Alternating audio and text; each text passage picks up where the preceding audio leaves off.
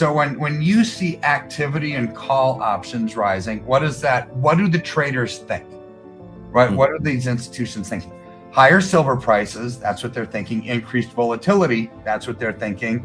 Or a larger market move. This is not just retail speculation. Folks, we have a lot to get into with Dr. Kirk Elliott, especially with the silver market, some strange things with central banks, but want to bring a short update on what has been going on with President Trump as he skipped his son's wedding, headed back to D.C. I wanted to show you this. He dropped this hours ago while I was very much wanted to be with my son, Don Jr., and the newest member of the Trump family, his soon-to-be wife, Bettina. Circumstances pertaining to government and my love for the United States of America do not allow me to do so. I feel it is important for me to remain in Washington, D.C., at the White House during this important period of time. Congratulations to Don and Bettina. President Donald J. Trump. Now, interesting because he did get back, President Trump rushed back to the White House, canceling his New Jersey plans. Also, intelligence officials canceled the Memorial Day plans.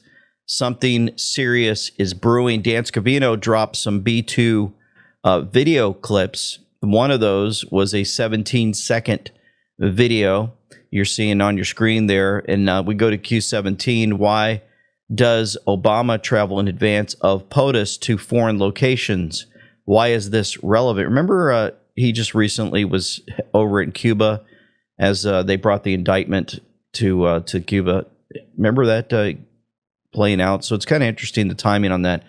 Why is this relevant? Focus on the power of POTUS as it relates to the Marines. And so another thing is we're going to see some connections here with Iran. It seems like something's brewing there. They're probably going to be going after them, dropping bombs once again. Maybe that's with the B-2 bomber showing us that. How can military intelligence be applied to prosecute bad actors, avoid corrupt agencies and judges? Biggest drop on poll. Above is the reason why the shills are sliding. In case you didn't know, shills log and send new info back to ASF for instruction. They use a 5-prong prepackaged injection. Common drive a post they all tap into. So another one here is the posting was at 24:59. Imagine if the new acting attorney general now releases all previously blocked doc requests by the House, including the Rod Rosenstein secondary class scope doc. Stealth bombers fly undetected. The red line months old 4 a.m. narrative should be updated. Remember, that was a recording according to the media and how they dropped their information. The pain is coming. He also dropped another B-2 bomber video, Dan Scavino Jr., at 23:43 military time. Anon's ready. Are the memes ready? He also posted Nessun Dorma's music with President Trump going into the White House. Average Joe Patriot put this out. Trust the plan. It was posted at a time 12:45. Think SA, Saudi Arabia. Order is important. You got SA to North Korea, North Korea to Armenia, Armenia to Iran. Iran. Any other rogue nuclear states?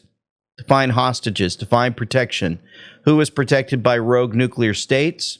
Trust the plan. The world is connected. Those who are the loudest, where we go one, we go all. The Great Awakening, Iron Eagle. And it appears that somebody went after President Trump's daughter.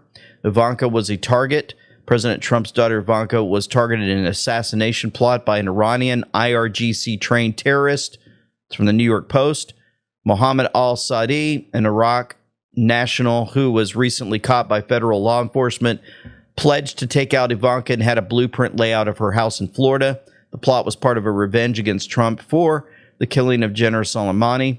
A former deputy military attaché told the New York Post after Qasem was killed, he, al-Saadi, went around telling people we need to kill Ivanka to burn down the house of Trump the way he burned down our house. You can imagine that playing out, that information coming in, President Trump leaving the wedding, heading back to D.C., the comms coming in that Iran's going to be dealt with.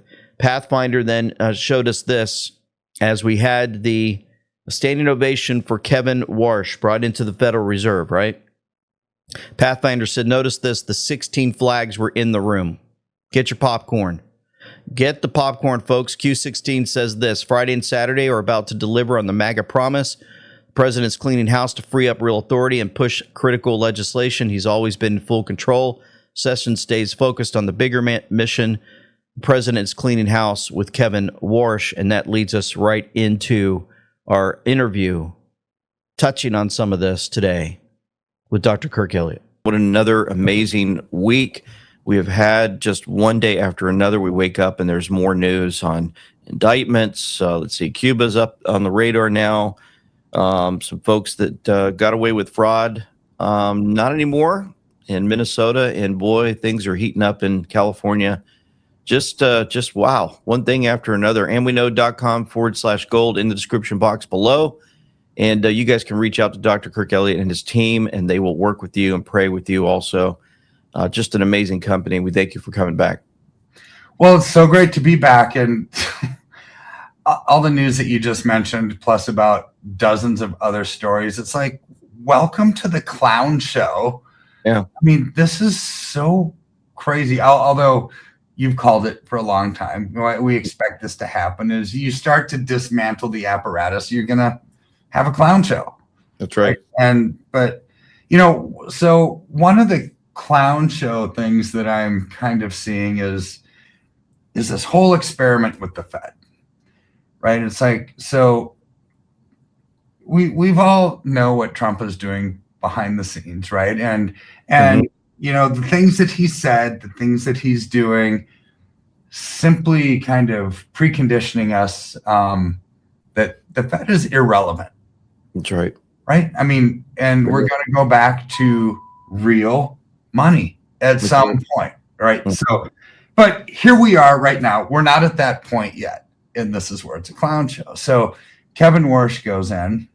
Here's where I just want to say, I don't know what I don't know, right? Trump knows a lot more than we do. But, before Warsh goes in, he says, he's completely on Trump's page. Right. And it's like, okay, we're going to lower interest rates. We're going to stimulate the domestic economy. 3 days after he goes in, it's like, well, actually, maybe rates higher for longer. It's like, what is this opposite? Now, is this part of Trump's plan to make the Fed look irrelevant? Mm-hmm. But what's this going to do to the domestic economy? Right. Because this is where I want to bring some sense of peace to the whole situation here, because normally when interest rates go up, with Warsh saying, rates higher for longer, gold and silver would come down. So it's like, it is not going to, like we talked about last week, commodity prices rising across the board because inflation is having a larger weight on the scale than interest rates are. Supply and demand always is going to hold true, right? So as we kind of look at what's going on, this is just going to bring volatility, right? And volatility is good for us who are allocating into metals right now, because it's making the consolidation last a little bit longer, which means fundamentally, did the trend change? Nope. Still the same as it was before the Iran conflict started, still the same as it was before the consolidation time that we've had over the last few months. Right. So it'll resume. Right. So this is the exciting part. It's going to resume. So what this is happening, it's almost like God's just giving us a little bit longer time to allocate into lower prices before they do go up. Right. Because here's what I want to talk about is we talk a lot, you and I, LT, about the fundamentals of the markets and what causes gold and silver to move, or what causes stocks and bonds to move, right? And then we see the charts, and that's just a reflection of the fundamental forces. Well, one thing that we don't talk about very often, which I do want to talk about is the futures market, the papers market in silver in particular. Okay. Right? So the futures market, who invests in futures? It's not necessarily people like you and me.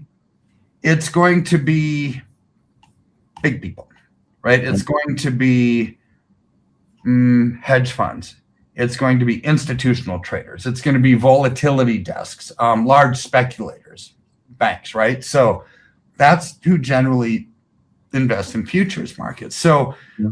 when you look at the options on SLV, there's a call and a put. So a call means you would expect the price of silver to go up. A put option means you expect it to go down. Well, what's the ratio right now? Today, as we record this, the ratio is 62,266 contracts that are call options. These institutional traders, these hedge funds, these speculators, these volatility desks think that the price of silver is going to go up. 29,242, so less than half, think that silver is going to go down. It's like interesting, because what we started with, right? When interest rates go up, it generally causes gold and silver to come down. Right. Here's where we have Kevin Warsh saying higher rates, higher for longer, and yet more than double the amount of institutional traders, hedge funds, volatility desks are saying, no, silver's going to go higher. This is why I say, who cares what the interest rate noise is, right? Just because that's been kind of the norm in the past, we're living in a new normal, which is purely supply and demand. Manufacturing, things need silver, right? And so those inflationary pressures are outweighing the interest rates, right? So here's where you look at this, and so we have to ask ourselves, and I want to just give like a little lesson here. So when you see activity and call options rising, what is that? What do the traders think? Right? What are these institutions thinking? Higher silver prices, that's what they're thinking. Increased volatility, that's what they're thinking. Or a larger market move. This is not just retail speculation. Okay. And so they're all thinking exactly what you and I have been talking about. Now, the futures markets are confirming what we've been talking about on the physical side, right? So this is pretty interesting. So these options, which are usually like 30, 60-day contracts, what is the massive amount of them in? The majority is in anywhere from $80 to $84 calls. Okay. What's silver at right now? It's in the upper 70s. So they're thinking it's going to go up a decent amount over the next month or so. Okay. I think it's going to go up much higher than that. As soon as the Iran conflict is over, boom, it's probably triple digits within a month, right? So here's where the inflationary pressures, this is what I want to focus on, the inflationary pressures that are causing this move. What causes inflation? Really, it's printing of money. So it causes inflation around the globe.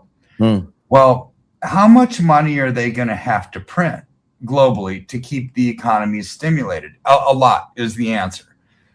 Because after the Japanese yen carry trade went to oblivion because the Japanese yen interest rates are soaring, right? Like, is anybody else going to actually take that on? Well, nobody wants to be the carrying trade for the world because they can't, because there's too much debt. You have to have 0% interest rates for that to happen, or close to.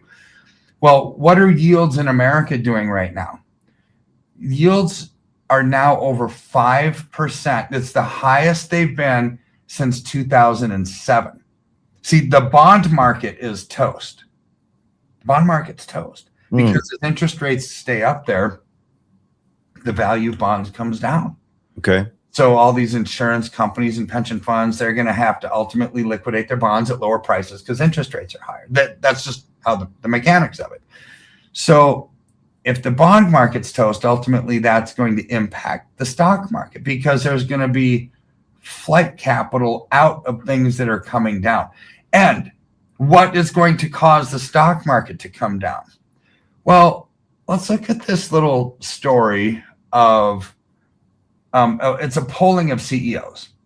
So earlier this week, there was a polling of CEOs on they are not going to be hiring entry-level employees so much anymore. 73% of CEOs polled said, yeah, we're gonna put a halt. We're putting the brakes on hiring any new entry-level employees. Why? Because of AI. Oh boy. I mean, this is what Elon Musk said a year to a year and a half ago that we talked about. It's like society is not ready for AI because it's going to displace jobs. And even back then, I remember the show that we did like it was yesterday, because the research behind it said within a decade, 50% of jobs in Europe would be replaced by computers. 1/3 of jobs in America would be replaced by computers. We thought, this is massive. This is huge, right? And is this real? Well, I mean, what I do research every single day, right? And I had to put together this report, charts and graphs, pull some data in, make it look nice. Normally, what I was doing would take me 2 to 3 weeks. Mm-hmm. Anthropic's Claude, I just typed in what I wanted in about 3 minutes. And you know what? 10 minutes later, spit out exactly what I wanted. A perfectly formatted report. It looked nice. It was amazing. Had a lot of good, valid research in it. 10 minutes, which would have normally taken me weeks. So somebody like me, it's like, wow, this just increased my productivity a ton. Right. That's right. But what did it not increase? The potential for jobs, right? Because if Anthropic's Claude could do this for me and make me more productive, you actually don't need people, right? So this is where my brain starts going. It's like, no wonder CEOs are saying we're not going to hire entry-level jobs. We're only going to hire experienced workers moving forward. Hey, what's this domino effect? How do you get experience if you're not being hired in the first place? That's right. Exactly. Do you see where this is going, right? So as the economy shuts down, and consider the ramifications of this, you don't have to pay a computer. So therefore, there's no income taxes that are going to be made by the government. There's no sales tax revenue because computer's not going to get up from the desk at the end of the day, go to the coffee shop, go out to eat, and go to Best Buy to buy something on the way home. They don't make money. They're computers, right? So government revenues are going to be squashed. Now they're going to have to print their way out of it. This is where inflation is going to persist because the yen carry trade is over. Yields are already high in America, highest point since 2007. Countries are going to be forced to print.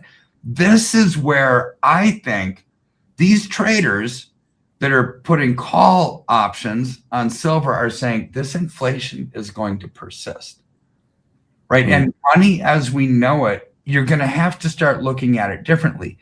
Maybe this is the catalyst for change that makes the Fed irrelevant, right? Is these inflationary pressures, all of this stuff, governments aren't going to have enough money, and why Trump over the years has been saying, oh, well, let's get rid of the IRS, right? Let's lower taxes. Let's get rid of taxes for people that make less than $200,000 a year. The Fed is irrelevant, blah, blah, blah, right? Maybe this is all part of the plan, right? But all we know right now is that this is happening right underneath our nose, and government revenues are going to get squeezed hard because of AI. Well, so that's the trend, right? So what does AI use? Silver in the AI chips. Cryptocurrency mining uses silver.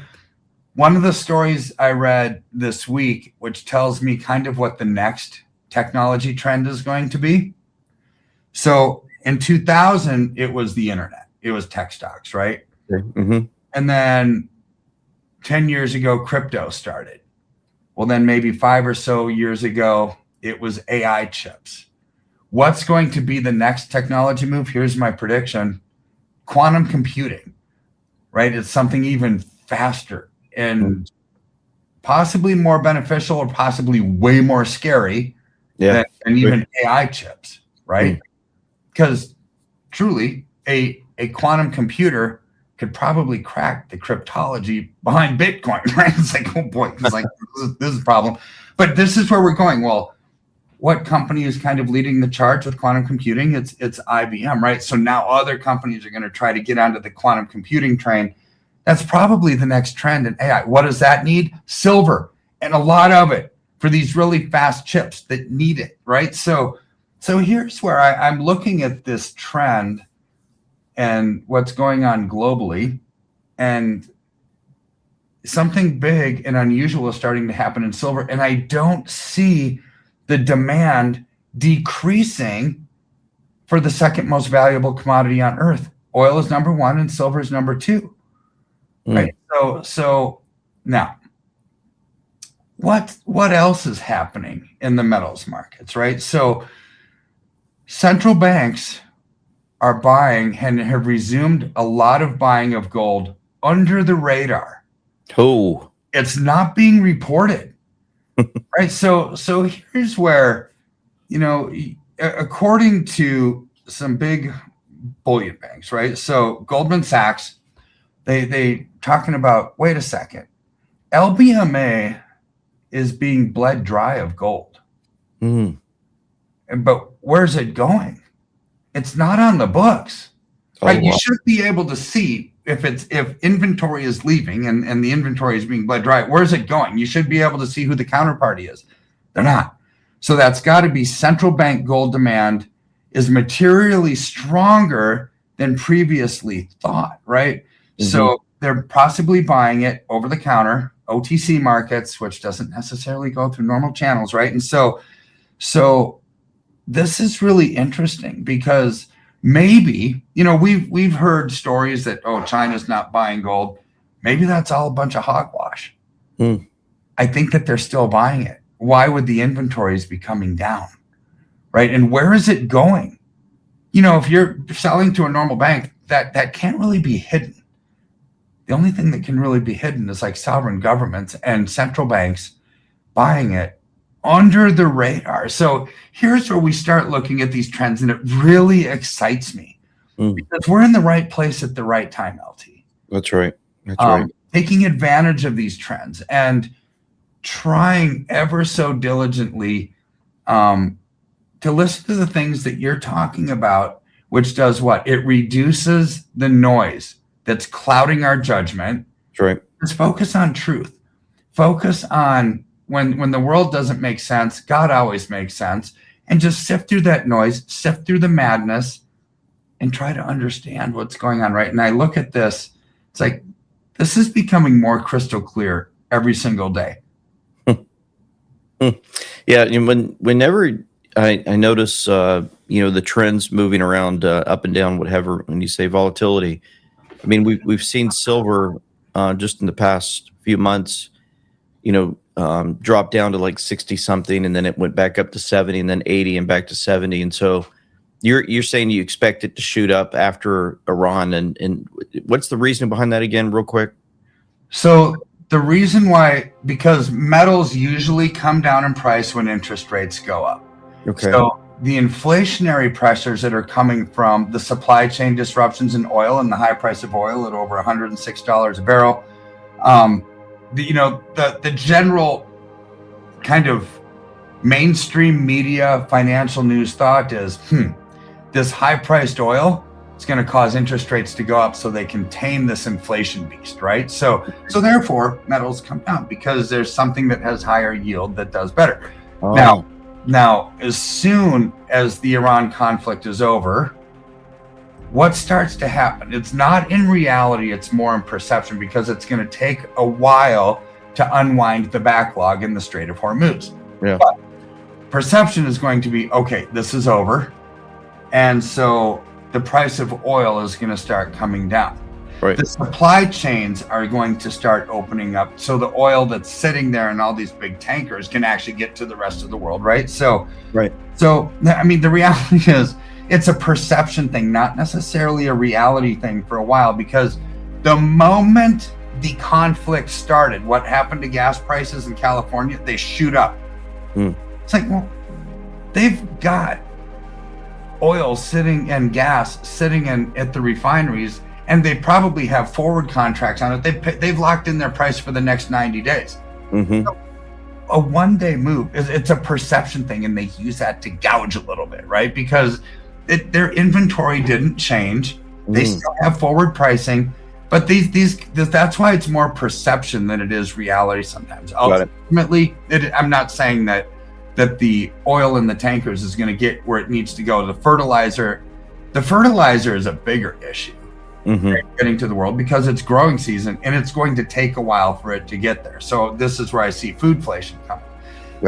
the moment that this is over, perception is going to be prices can come down, inflationary pressures are easing off, and that's when gold and silver, I think, will actually rise a lot and quickly.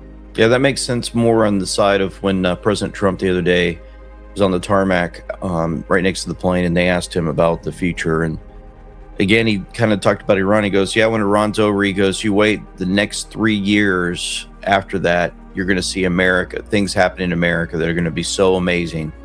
You won't even be able to really understand it in a sense. That's what, in a nutshell, how he was talking.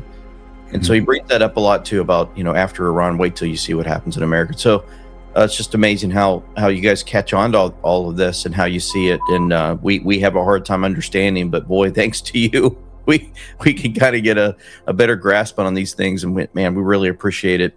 You guys are great. amweknow.com/gold. That's below this video. Just click on that link, folks. You can hang out with Dr. Kirk Elliott and his team, and they'll work with you and get your IRA over, get away from that fiat currency. Well, we thank the Lord for those who made the ultimate sacrifice for our nation. The battles continue, and we are in the midst of an immense storm from all angles. The president is constantly under threat. The patriots are standing strong against this onslaught of evil. The rage from the left is tiring, but it will not stop our determination to remove the filth and fight for this country we adore. We're going to get into a lot today. We're at 511,000 followers on Rumble. Thank you. That's our go-to for free speech. You hit that like button. It helps us get to the top of the leaderboard. On Rumble, we're again at the very top. Thanks to you guys in the top 3. We really appreciate it. We hope that you check out our gear at amweknow.com.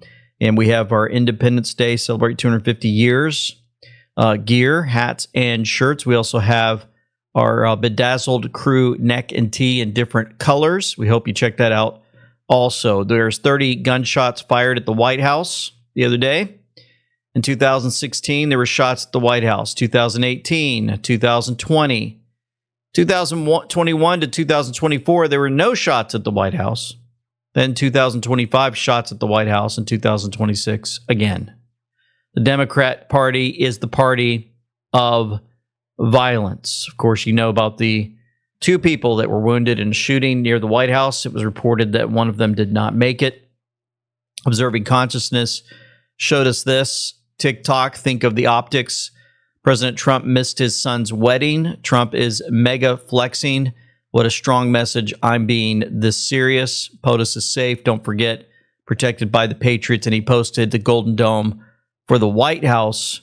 We hope that you guys saw that no matter what, there is protection that's happening there. You guys know I posted the video Saturday of Dr. Kirk Elliott, and I gave a news brief on President Trump leaving, not being able to attend his son's wedding, heading back to the White House. Now, Trump's last Truth Social post was at 4:30 Eastern Standard Time. Shooting occurred on 17th Street. The Q 1630. If you look at it, says law enforcement should interview the therapist. Each shooter has one, coincidentally, targets. Relocation within 30 days of each shooting. New name. The FBI doesn't know this. Spooks are hard to find. Dream to reality. And then it has the Freemason symbol for all to see on the cue board. Why are Freemasons on the scene of most shooting locations? Openly giving interviews or in background shots? Symbolism will be their downfall. So notice how Congress conveniently is out of town when shots are fired at the White House. TMM said, I'm convinced Congress wishes harm to Trump, his family, and administration. Why won't they fund the Department of Homeland Security, defund Taliban, remove the activist judges and parliamentarian, abolish zombie filibuster, and pass the Save America Act? President Trump also posted on Truth Social regarding the shooting incident. Thank you to our great Secret Service and law enforcement for the swift and professional action taken this evening against a gunman near the White House who had a violent history and possible obsession with our country's most cherished structure.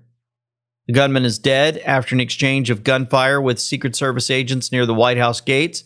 This event is 1 month removed from the White House Correspondent Dinner, and it's missing the letter S. the correspondent dinner shooting, and goes to show how important it is for all future presidents to get what will be the most safe and secure space of its kind ever built in Washington, D.C. The national security of our country demands it. Without missing S, we have an S in the target brackets on drop 4951 on the cue board. Shall we play a game? Nothing can stop what is coming. NSWICS is in the target brackets. Who stepped down today? Forced. Sometimes you must walk through the darkness before you see the light. Now, a couple other updates before I get to some big stuff on Obama that I'm going to share in a moment. The Desert Throttle Diaries gave us an update. If you guys have not heard, in California, they've got this huge tank, Garden Grove aerospace factory tank. There's a chemical inside. It's 40,000 people were evacuated, residents in that area. The chemical inside, methyl MMA, is a clear liquid used to make airplane canopies and strong glues for aircraft parts. When air got in through the leak, the chemical began to harden and turn solid, just like super glue or epoxy does when you leave the tube open. This hardening process creates a lot of heat. With thousands of gallons reacting at once, the heat keeps building and speeds up the reaction even more. This runaway effect has raised the tank's temperature, damaged the tank walls, and is releasing toxic fumes. So on May 21st, the aerospace facility develops a leak. Air reaches the roughly 7,000 gallons of MMA inside, starting an exothermic curing reaction. Heat from the reaction builds quickly. The temperature of the material rises to above 90 degrees. Toxic vapors begin venting from the tank. Evacuation orders were then given out May 22nd through the 24th for expanding, for safety for 40,000 residents. Nearby areas told to leave. The runway chemical reaction continues, and emergency crews maintain on-site performing damage control.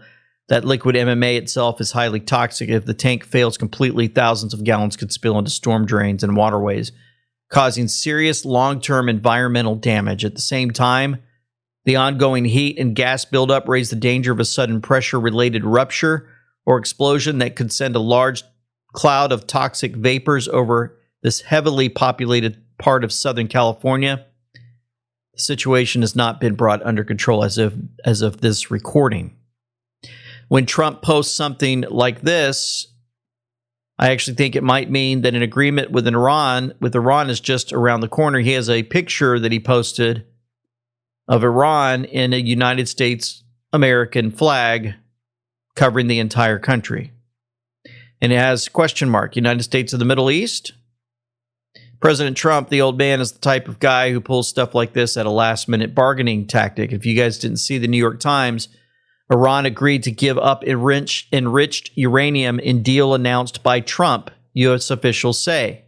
President Trump said, I'm in the Oval Office at the White House, where we just had a very good call with President Mohammed bin Salman Al Saud of Saudi Arabia, Mohammed bin Zayed Al Nahyan of the United Arab Emirates, and he lists other names from other countries. You can see it on your screen.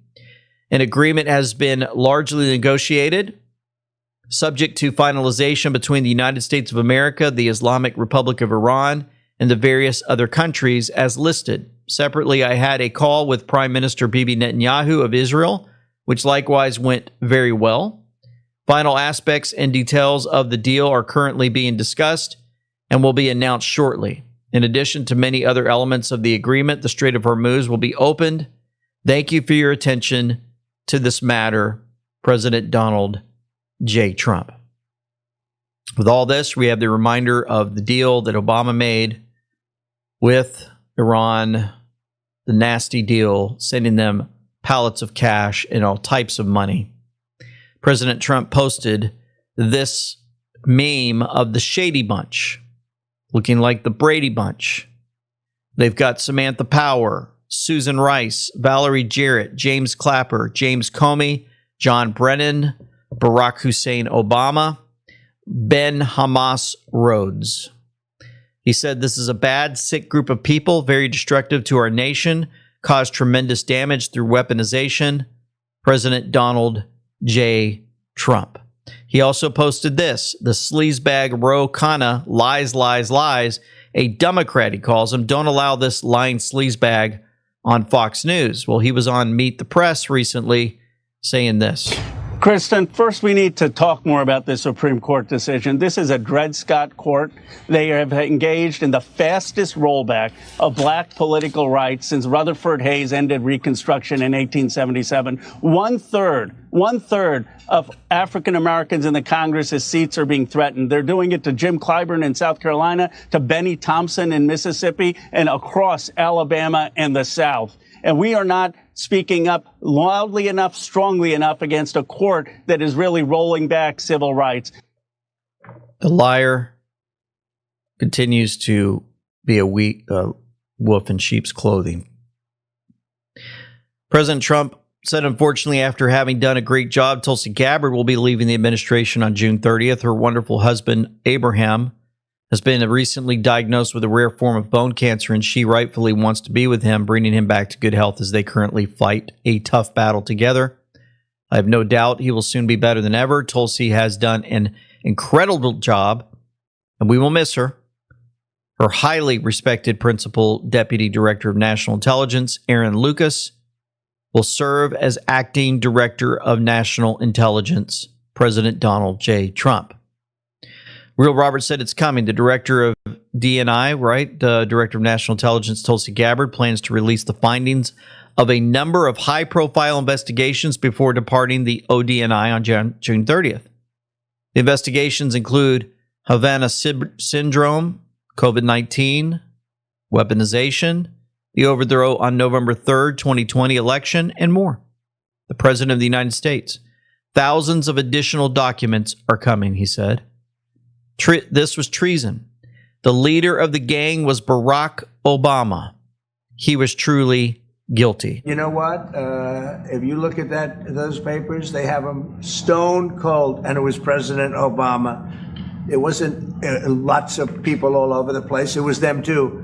But the leader of the gang was President Obama, Barack Hussein Obama. Have you heard of him? And except for the fact that he gets shielded by the press for his entire life, that's the one they look. He's guilty. It's not a question. I like to say, let's give it time.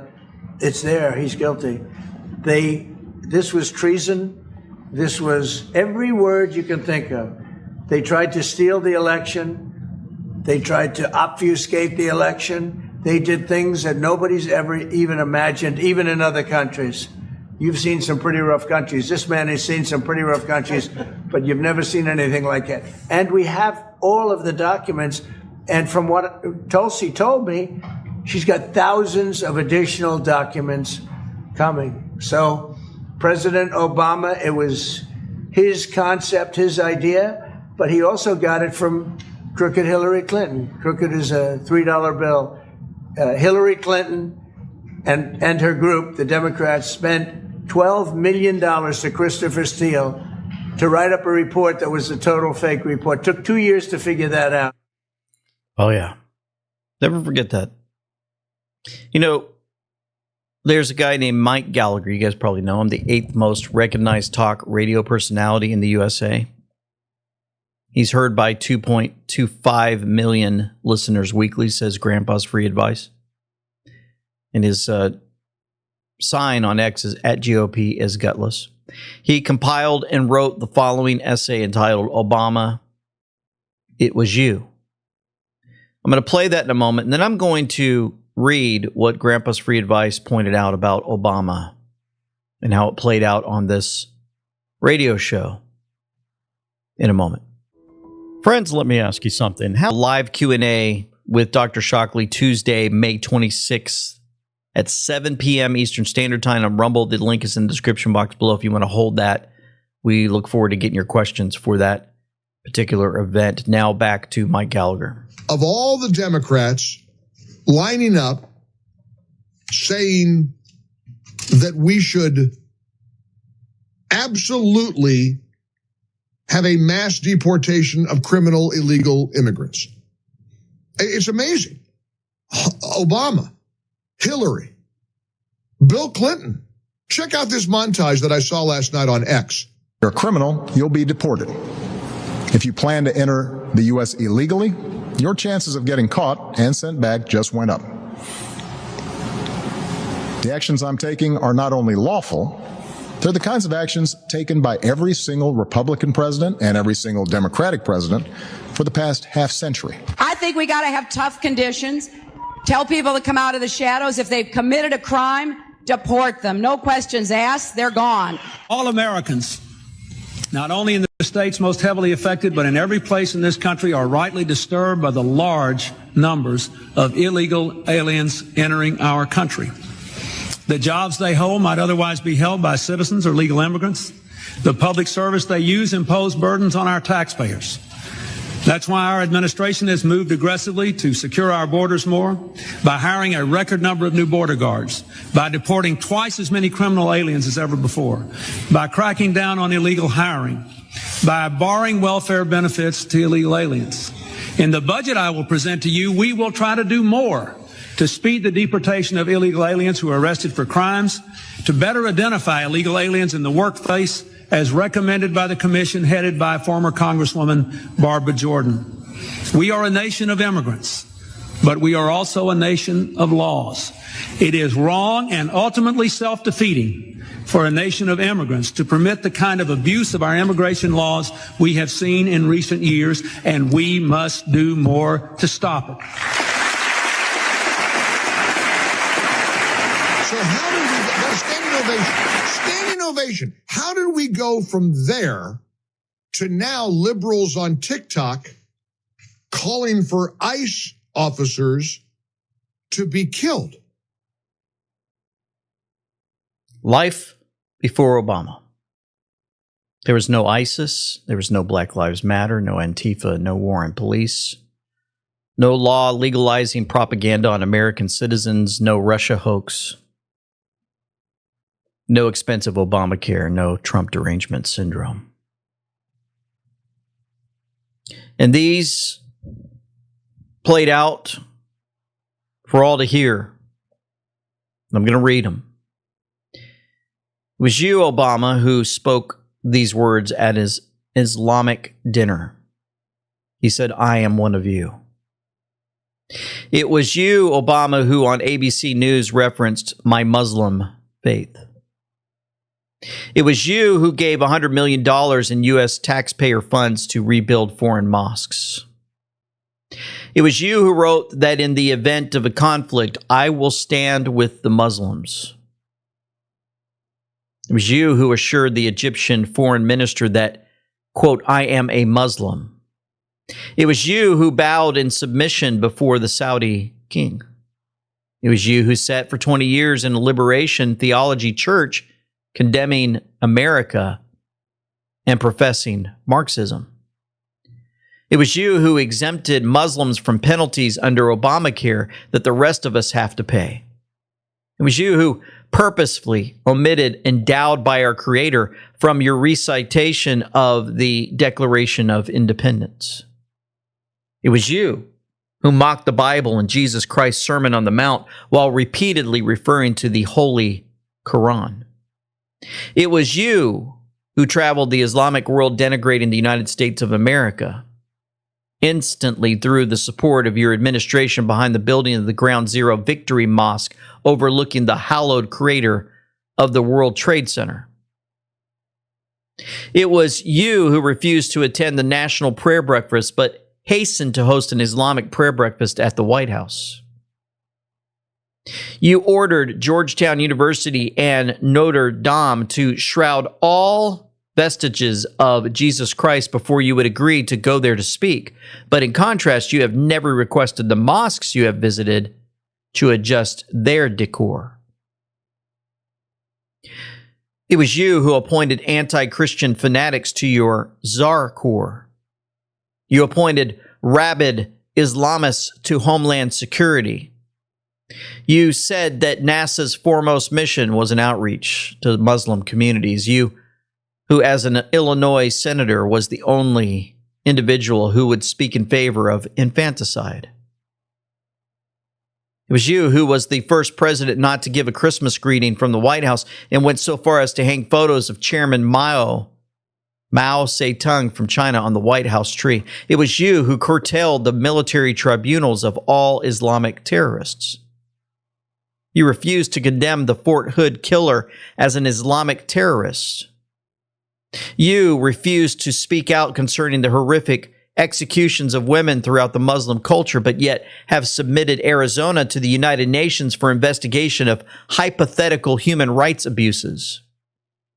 It was you, Obama, who then queried in India, refused to acknowledge the true extent of radical global jihadists, and instead profusely praised Islam in a country that is 82% Hindu and the victim of numerous Islamic terrorist assaults. It was you who funneled $900 million in U.S. taxpayer dollars to Hamas. You ordered the United States Postal Service to honor the Muslim holiday with a new commemorative stamp. You directed our UK embassy to conduct outreach to help empower the British Muslim community. You founded mandatory Arabic language and culture studies in grammar schools across our country. You followed the Muslim custom of not wearing any form of jewelry during Ramadan. It was you who departs for Hawaii over the Christmas season so as to avoid past criticism for not participating in seasonal White House religious events. It was you who, uncharacteristically quick to join the chorus of the Muslim Brotherhood to depose Egypt's Hosni Mubarak, formerly America's strongest ally in North Africa, but remain muted in your non-response to the Brotherhood-led slaughter of Egyptian Christians. It was you who appointed your chief advisor, Valerie Jarrett, an Iranian who is a member of the Muslim Sisterhood, an offshoot of the Muslim Brotherhood. It was you the whole time, Obama, who ushered in this mess we are in. Virginia Guffrey, Epstein victim, speaks from the grave about Barack Obama. Barack Obama was one of the worst. He was there, Epstein Island, for the young boys. I saw him more times than I can count, always without his Secret Service detail, sometimes with his friends, George Clooney and Tom Hanks, arrogant and drunk on power.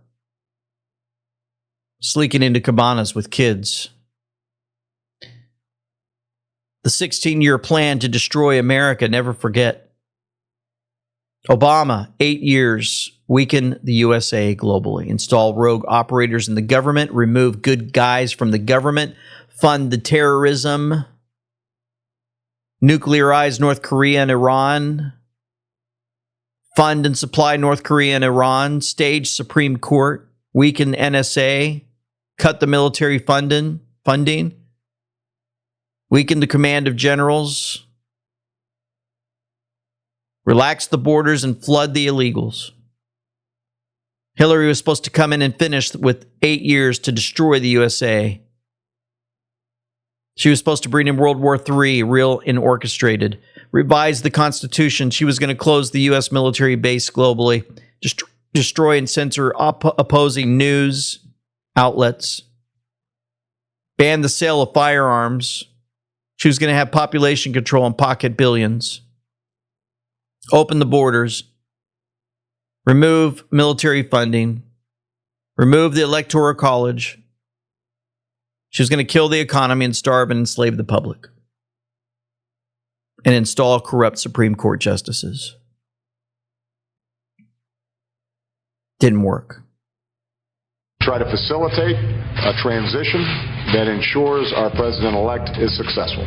Director of National Intelligence Tulsi Gabbard has unveiled shocking new evidence that former President Barack Obama and top aides in the Obama administration conspired to subvert President Trump's 2016 election victory and undermine the democratic will of the American people.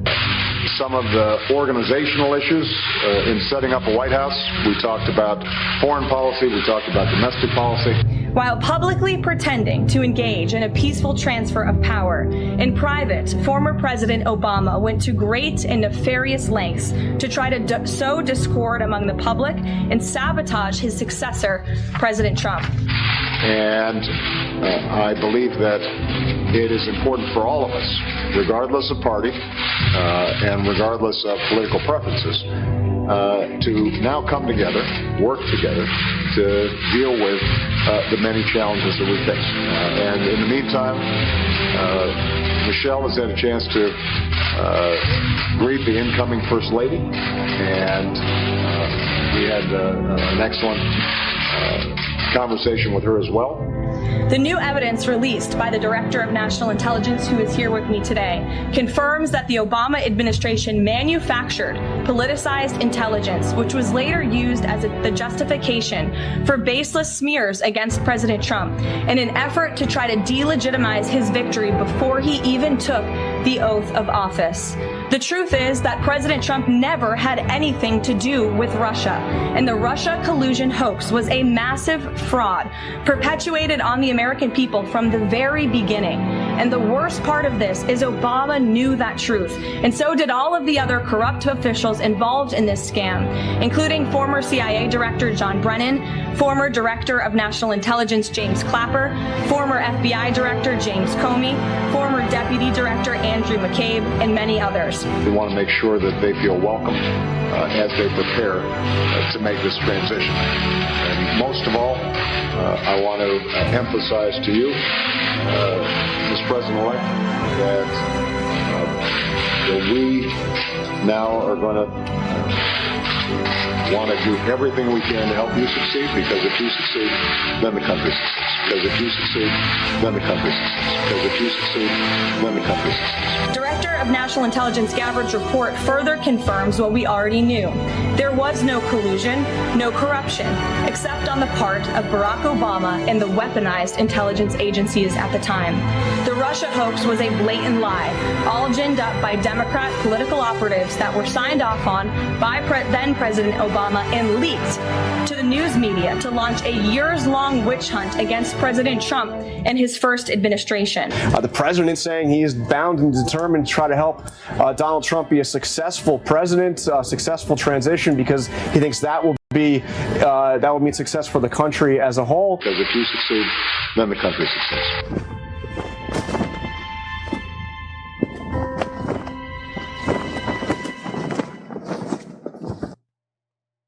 Obama. Caught by Tulsi Gabbard, exposed for more to see. Obama, in case you guys didn't know, this clip was out. God singles you and out. turns President Donald J. Trump's heart towards me. And I'm like, whoa. You know, I never met him. I've never shook his hand. When I finally got a chance to meet him, man, I told him, thank you. You know, even I told him I got a new life, a new ministry, a new wife. And, you know, he was just, for him, right. It was a no-brainer, he said. It was just too much. Mm. And I was just like, wow, that kind of power. A Republican. A Republican. Supposedly racist president. And listen. Doing this for a Democrat mayor. Yeah, and they had all kind of excuses. You know, President Obama, I've known him. He knows exactly who I am. We've done fundraising. We've sat down and eaten. We've hung out. Right. We were both in the Democratic Party in our state offices. He was in the Senate in the state of Illinois. I was in the state house in Michigan. We communed in. We you know, I spoke in Chicago. He came over. You know, for him not to do it, people made it all kind of say, oh, he can't do it. The press is going to say certain things. And I saw one day when he got a commutation for a transgender Army guy who had 7 years on a 28-year sentence. And so I saw that. That's you. It was the same thing. And I'm sitting there watching that. Me and John Cotton sitting in the TV room. And I said, oh, maybe he had to do that one first to get me. To do you. And what year were you in? I was in the 6th year. So I said, maybe he had to do that, you know, to get me. And no. Never happened. No, President Obama. No, that was his last couple of weeks. Did it for the person who was confused about his life. And I am not angry with him. Understood. I'm not upset with him. But I don't want people to be upset with me if I talk about Donald J. Trump and what he did. Correct. It's gratitude. It's gratitude. I'm thankful. Cut and dry. It's gratitude because you could be still behind. I should be in my 12th year of a 28-year sentence right now, and I'm sitting with you in North Carolina. You know what I'm going to do when I'm finished? I'm getting on the plane, and I'm going to go lay next to my wife and play with my kids. That's something, I don't want to, get emotional, but that's... Right. People have to understand sometimes that their political banter is not real life. Yeah. Another one on Obama, huh? Well, you head on over to the NPR. You'd think they'd be done. I thought they weren't funded anymore. I got to look more into that. I guess maybe their funding's going to run out and they'll get sponsors. I don't get it. That they're supposed to be here for us, but they continue to show their colors, their true colors. This guy is using Dana White as those little punching box to see if he can get him to say anything bad about President Trump. Some people are going to be watching this, listening to this, and think there may be a bit of a contradiction because we've been talking about how your fighters are often immigrants, people from disadvantaged backgrounds, even a refugee in the case of your champion fighter who's going to be at the White House. These are people, not universally, but in large measure, the president wants out of the country. And that's not necessarily true either.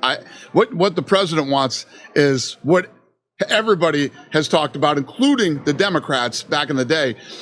You have to get documented the right way. You know, there's a lot of people waiting in line to get green cards in this country. The borders have been open for the last 4 years, and lots of criminals came in here, lots of bad people. They got them out first. I don't think the president has ever said he doesn't want people from other countries coming. He has said, if you do it the wrong way, yes. In his first term, he did talk about legal immigration and being in favor of legal immigrants. But in the second term, they've actually canceled a lot of people's legal status. They've taken refugees and said it's time to go. I was actually wondering, as I was watching your fighters at this press conference here, some of them, I wondered if they've come to you and said, I got a problem with my aunt. I got a problem with my brother. Can you help me? There's one, a kid that retired from here who hit me up last week, and he had a problem with his wife. But he said, it was 110% our fault and how this ended up happening. But can you help? And? I don't think I can help, no. I don't have any connections. Rules are the rules, the law's in place. Nice try, NPR. Oh, my goodness. They're always after him, aren't they? Makes me feel like I just need a cup of coffee. Well, Pete Hegseth, our Secretary of War, was addressing the troops, and he said, "You're not civilians. You're set apart with a distinct purpose. So, as a department, we need to stop acting like civilians and get back to basics." It's great to see common sense leadership in our military again. But that thought really struck me because if you've become a Christ follower, the same holds true for you. You're not just a civilian anymore. The Bible says that you've been called out, a chosen people, unique. And that's not just to do certain kinds of different religious activities on Sundays. It's your identity. You are different. Those military personnel Hegseth was addressing have been trained for a specific job that's unique to all the rest of us. And as a Christian, you are equipped, a unique job, first and foremost, to be salt and light in the earth. And specifically in relationship to America, you have a unique set of skills. And your mission, should you choose to accept it, is to pray and believe and contend in spiritual warfare for this country, where the real battle lies below the waterline, the unseen realm. I was just talking to someone the other day, and they said, you know what, I realize this isn't right and left anymore. This is up and down. And he's right. This is not left and right. This is good and evil, light and dark. We're in a spiritual battle, and you are uniquely positioned to play a critical role, a special ops role in this. So keep up the good work. Pray, believe, contend. You are uniquely equipped to make all the difference. Welcome to the Great Awakening. Always love Mike brings his perspective to everything.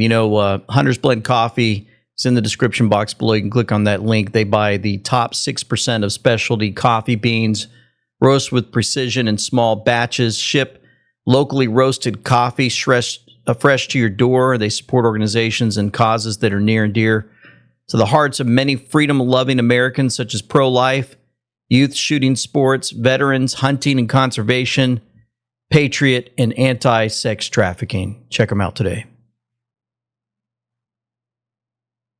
Security clearance while she worked with Delta Force there with the Army in Fort Bragg. She's the whistleblower that called out the maltreatment that she was experiencing while working there.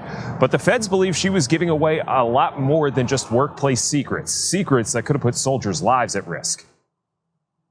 For 8 years, Courtney Williams worked in the Army's Delta Force at Fort Bragg, behind-the-scenes work to help maintain cover for one of the military's most secretive groups. But now she's being accused of leaking top-secret information to a journalist that could have put soldiers' lives at risk.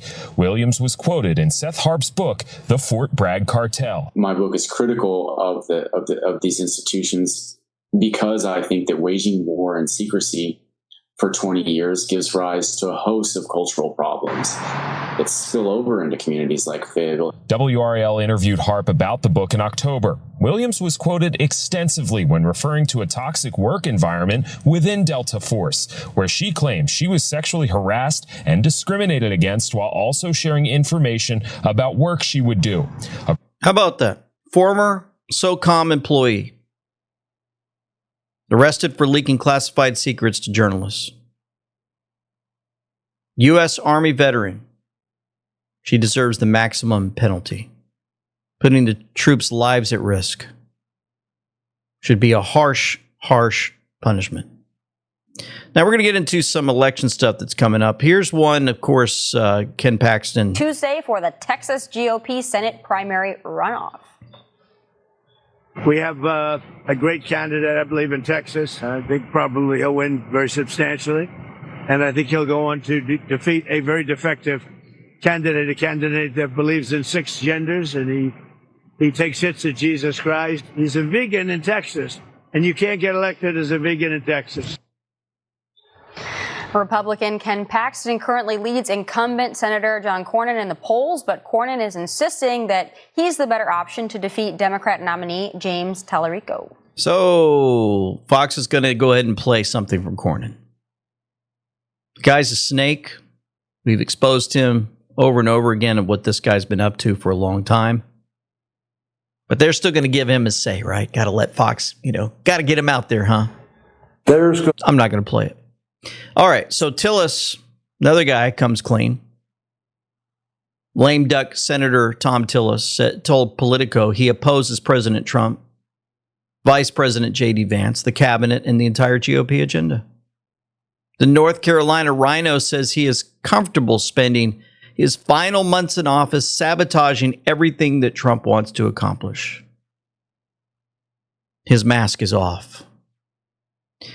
Big win in South Carolina. The state Senate advanced a new 2026 redistricting map that would turn the state 7 Republicans, 0 Democrats.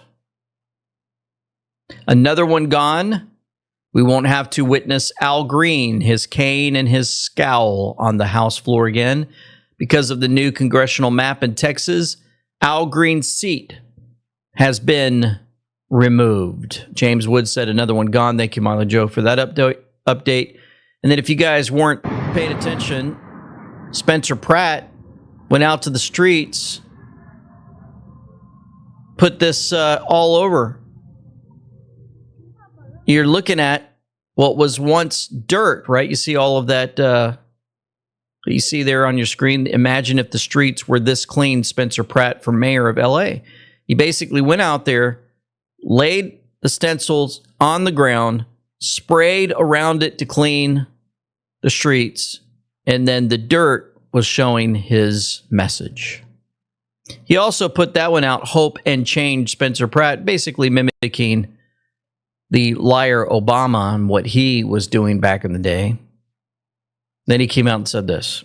Look at all that water. You know the LADWP has a combined water and power budget of $11 billion, but where's all that money going? As of 2023, over 100 LADWP employees earned an annual compensation of over $500,000 each. 27 LADWP employees earn more than $600,000 per year, and 4 top-level LADWP employees earn more than $700,000 a year. But somehow these highly paid individuals couldn't find the funds to repair a $140,000 tear in the Santa Ynez Reservoir or get the Palisades Reservoir at Chautauqua online, despite being paid billions upon billions of dollars. The top-level employees at the LADWP failed to do their basic job. At this point, we shouldn't be surprised. It's just like Newsom and all his friends and the nonprofits and the NGOs. They blow all the budget and the salaries, and there's nothing left to accomplish the actual task at hand, like having water for the town that didn't need to burn down. Yep, he's continuing. You know, the Treasury Department, speaking of crime and fraud and all that, Treasury Department subpoenas Marxist streamer Hassan Piker and Code Pink co-founder Medea Benjamin over their March trips to Cuba, launching a federal probe into whether U.S. activists violated sanctions by financing, coordinating, or delivering goods to the communist regime. The investigation targets as many as 40 American citizens who joined a convoy of 650 delegates from 33 countries, and additional subpoenas remain expected. FBI director put this out. The FBI and Justice Department received a guilty plea in a multi-state investigation involving the sexual exploitation of children. Last spring, our local partners in Toledo, Ohio, arrested a subject, Brett Tooman, after he allegedly traveled to the area to sexually abuse a 7-year-old girl. That investigation ultimately led to multiple other individuals, including one subject, Lincoln Erickson, who was working as a medical resident at a Michigan hospital. Erickson had been linked to the same case, receiving AI-generated child pornography and discussing traveling to sexually abuse children. This FBI arrested Mr. Erickson in December. This week, Mr. Erickson pled guilty to those charges. More lives saved thanks to FBI investigators and partners' relentless work protecting kids. And then we have the largest healthcare fraud in history as a reminder. Good morning, everyone. My name is Matthew Gagliotti, and I'm the head of the Justice Department's Criminal Division. Thank you all for joining us today as we announce the largest coordinated healthcare fraud takedown in the history of the Department of Justice.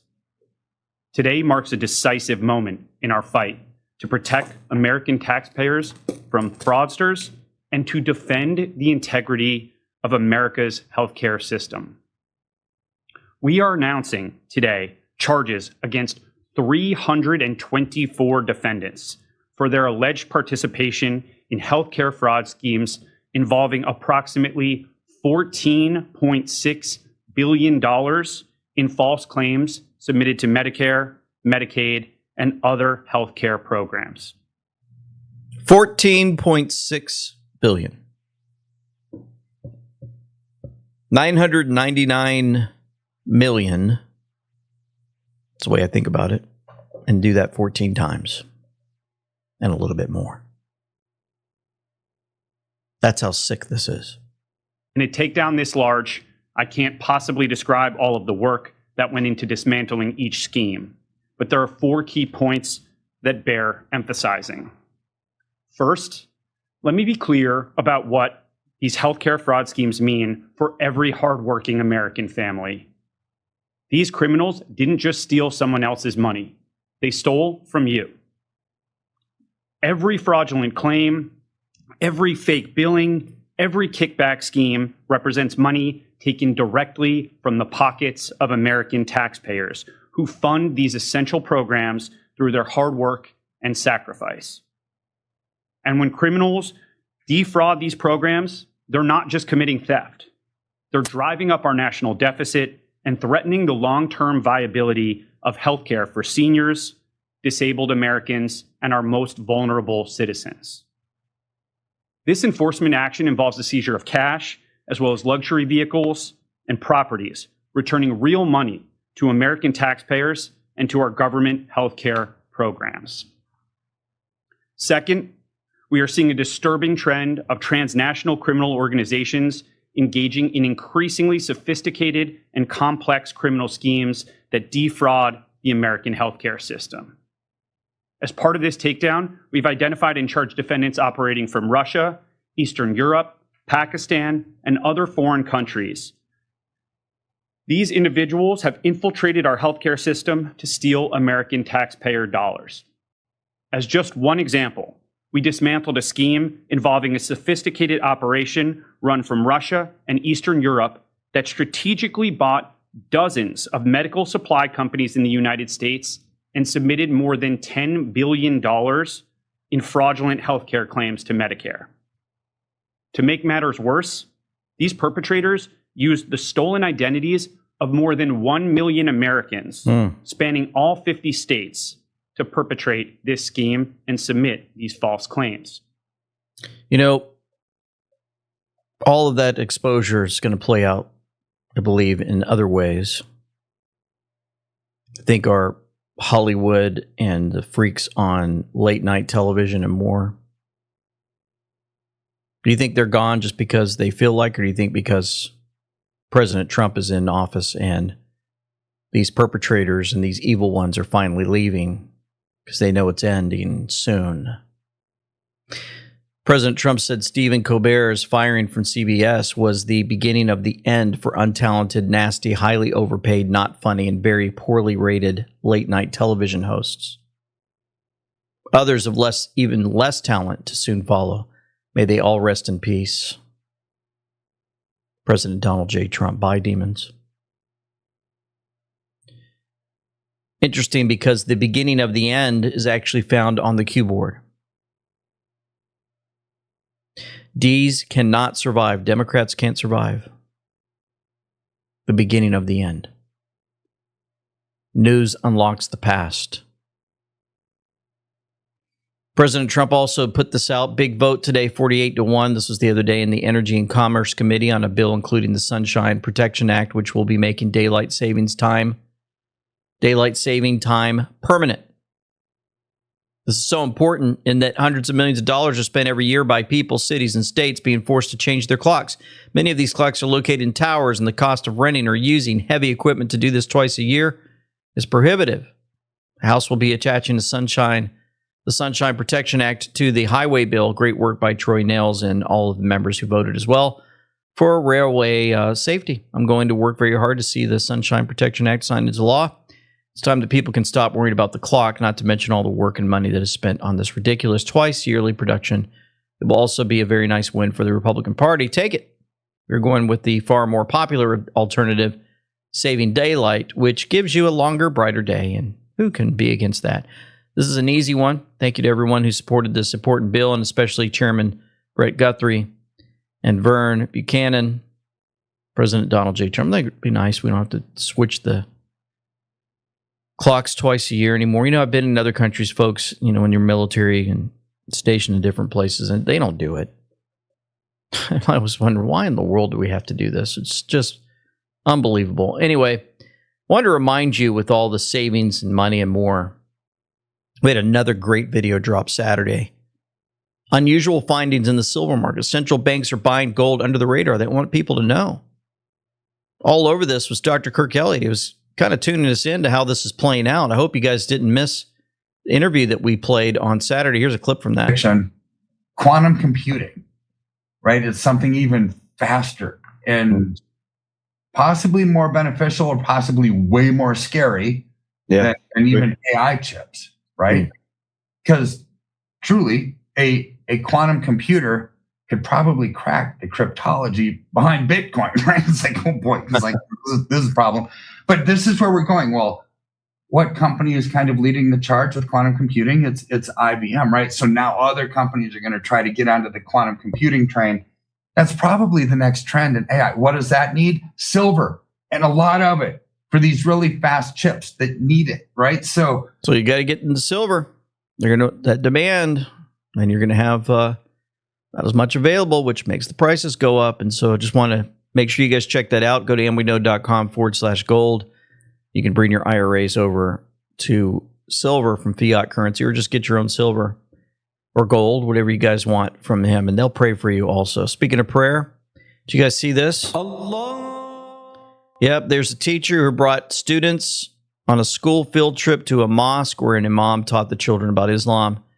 They believe it was teachers. Some others are saying that it was a Boy Scout troop. If you could see, they've got their badges, right? Boy Scouts or Cub Scouts. And one young man stood there and said, "I'm not going down there." Way to go, young man. This is the stuff that's happening in our country. Huge Islamic gathering in Chicago. They're going out in the streets and the big cities, and we find out more and more that they don't do this in other countries. They just do it here to basically dare you to remove them off the streets. Islam does not belong in America. Hoosier Inquirer said, why did the U.S. government burn alive 80-plus Americans at Waco over unregistered guns claim, but they ignore a fortified Muslim compound in Plainfield, Indiana, with a biolab, crematory, military fencing, and armed security? Why did Indiana State Senator Mike Young from Indianapolis confirm the Muslim compound funnel money through terrorist organizations? Why is our own government giving them millions of dollars in grants? We deserve answers immediately. Indiana is a Christian state. Investigate these guys. Thank you, Hoosier Inquirer, for that information. And of course, we continue to get updates on what's happening in Texas with these folks. Hi, my name is Brandon Burden. I've been a pastor in Frisco for 25 years. And as a Christian, my Bible commands me to love all people, every nation, every tribe, every tongue. So I want to start off by saying tonight that I love all people and I love the Muslim people, and God loves the Muslim people. But I am concerned a little bit about their ideology. If Muslims move to America, that is the American dream, and I commend it. But they need to assimilate into the culture and not take it over.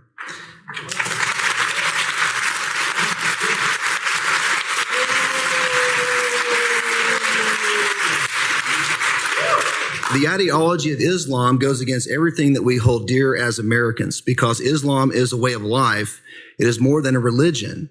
The definition of a religion is a system of beliefs, symbols, and practices focused on the sacred or the supernatural. I'm fine with that. But a political group is an organization of individuals that unite based on shared ideologies or policy goals to acquire and exercise power within a government. Islam is more than a religion. It is both a religion and a state. It is a socio-political system that uses a deity to advance its agenda. And my main concern is that Islam is not compatible with our Constitution, because Islamic theology divides the world into two spheres that are locked into perpetual conflict. And my problem with the ideology is that jihad is imposed on the unwilling. It's not through trying to lead them to the religion, it's imposing the belief upon the person. And my concern is that that is fundamentally opposed to the First Amendment, which protects the freedom of religion. And under Islam, this practice is not permissible. And I asked the city council tonight to look at how many mosques have already been built in the Metroplex.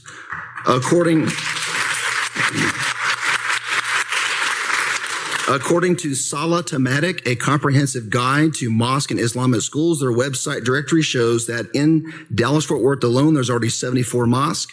In Houston, there's 95, Austin, 14, and in Texas overall, 235 mosques.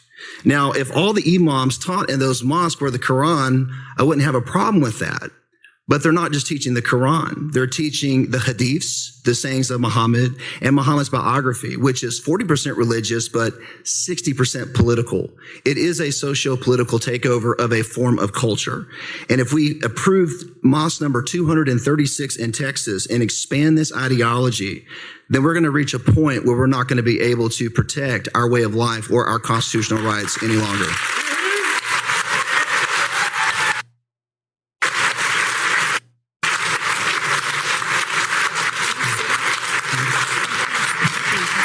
I'm done, but please appeal the decision to the PNC. Thank you. So Frisco, Texas, just one area. It's happened across the whole United States. How's this playing out? How about Michigan, huh? Think about Dearborn and others. And how this has been playing out across not just our country, but the entire earth. You know, what happens if we go into the Muslim majority countries and we start just popping up churches and demanding we're going to eat whatever we want and we're going to have worship services on the streets and we're going to pray to Jesus Christ and play worship music in the middle of your streets in these Muslim countries? What would they do? Well, I'm sure most of the leftists love it, but just want to make sure you guys saw that small things like this really... Please ask for the science-based regimens, not whatever RFK Jr. is getting kickbacks on, or whatever whole milk, white supremacy, dog whistling that's happening right now. I'm getting a little too political. White milk in schools is undoubtedly white supremacy, says Maxine Dexter. Y East Middle School in Hood River. That was a town hall there. Maxine Dexter took a jab at Trump administration policies and said that. Democratic representative. What other strange things? The Democrats want to allow fishing, fighting us in court. Bad for the environment. Amazing. Why do they say that? President Donald J. Trump showing the meme. Let's go fishing, America. And you've got the leftist judge standing there. I side with the NGOs over science-based recreational fishery management. I don't care if the states can do it better. You got all these people protesting because the activists have lost their mind. You know, there's a lot of folks out there that are losing their mind. And there's one guy who's sick. He says, I'm sick of this. I am sick to effing death of paying for this. So this is Cape Cod hero refuses to cater to illegal aliens. And I'm sick to death of being lectured about compassion, about patience and understanding. I have lived here all my life, and I have been required for all 40 years of that life to obey the law and follow the rules. There will be no Social Security check for me when I can't work anymore. I have never once received any of the benefits that have been spoken of here. Nobody is beating down my door to help me fix up my house so that it doesn't collapse on me or lower the cost of the electricity that I have to pay. And I work and they don't, and I'm a U.S. citizen and they're not. I don't get health insurance. I can't afford it. But I am punished by this state for not being able to afford it so that people who are in this country illegally can benefit from it and go see the doctor whenever they want. And that is a fact, and I am sick of it. I am not an ununderstanding individual. I am not an uncompassionate individual. But my generosity has been abused, and I am sick of it. I am sick of being treated as an indentured servant to foreign nationals in my country and in my community. And I don't get feelings that hurt. That's why we have our country, the United States. They're people, they're tired. They're working. They're paying attention, and they're finding out just how much money's been stolen out of their pockets, and they become slaves. And they realize what's happening. And they're starting to walk in, and they're starting to say, I've had enough. And more that come out and start speaking up, the more that start realizing the exposure of all this is playing out, the more the Democrats and the rhinos get exposed and removed, the more we realize our country can be taken back. It's going to take a lot of prayer, a lot more patience than we probably can handle, but we know, many of us that have been tuned into this podcast and many others for years, that this country is under control by the United States military right now. Many find that hard to believe. We've been given cue drops to remind us how this is playing out. We still have an enemy that we're fighting against. There's all kinds of stuff going on, but this Memorial Day, I wanted to play a couple things. Wanted to play this from Pete Hegseth, West Point.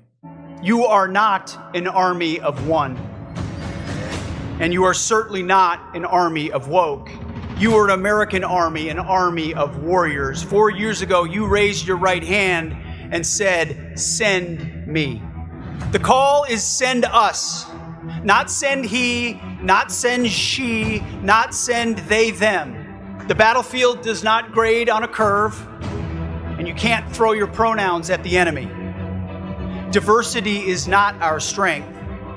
Unity is our strength. Our strength is our shared purpose. Our strength is our oath to the Constitution. It's our embrace of the Army values, the idea of merit, our mission, our absolute commitment to duty and honor and country. These are the things that unify us. When you're out there in your formations as platoon leaders at the tip of the spear, you will not compromise, you will not seek color, and you will not try to meet arbitrary quotas based on immutable characteristics. You do not have time to celebrate identity months, and you will not make excuses for yourselves, and you will not accept excuses from others. You will lead. What makes us different is that we don't fight because we hate what's in front of us.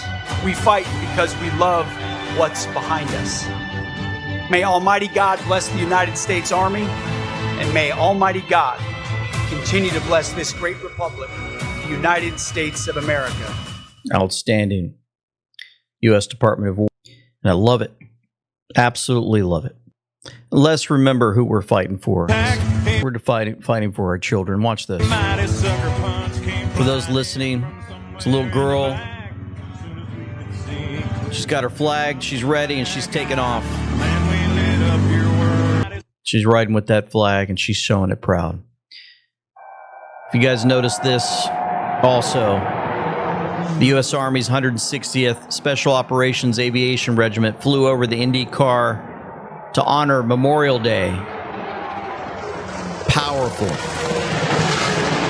Powerful. That's our country.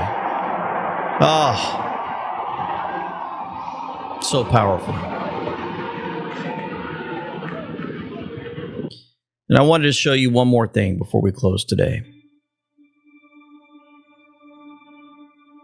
Oh, say, can you see by the dawn's early light what so proudly we hailed at the twilight's last gleam, whose broad stripes and bright stars through the perilous fight o'er the ramparts we watched were so gallantly streamed, and the rockets strengthened, the bombs bursting in air gave proof through the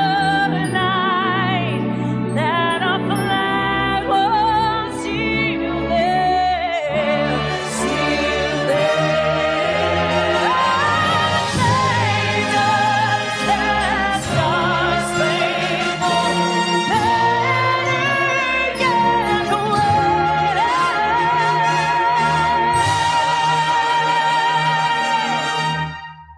o'er the land of the free and the home of the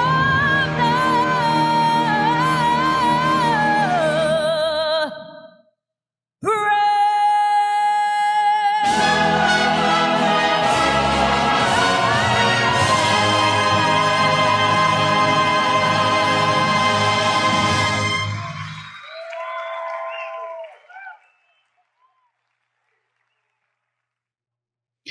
Blessed are those who mourn, for they shall be comforted. Matthew 5:4. Honor, remember the fallen. Greater love has no one than this, that he lay down his life for his friends. For nothing is secret that shall not be made manifest, neither anything hid that shall not be known and come abroad. Let's pray. Heavenly Father, we come before you now, knowing that you have everything under control. We honor you. We worship you. We adore everything that you have done for our families. We thank you for sending your Son, Jesus Christ, to die on the cross for us, rise again after 3 days, so we can have this remembrance of victory. It's already here. Our home is not here, and we're just traveling through.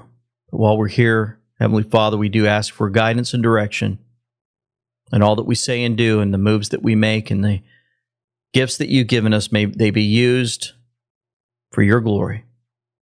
May your will be done on earth as it is in heaven. Thank you for the provisions you give us every day. We ask for continued protection over our president, over his family, those that have been in harm's way, many that are out there fighting for freedom, rescuing children, getting rid of these evil beings all over this earth. We certainly request that you continue to even give us the ability to talk to those that need help and support as they go through difficult times. We thank you, Heavenly Father, for all that you do. In the name of Jesus Christ, we pray. Amen and amen. Folks, thank you for tuning in. Thank you for your prayers and so much more. We certainly need it. For now, this is LT Semper Fi with Them We Know, signing out. People marched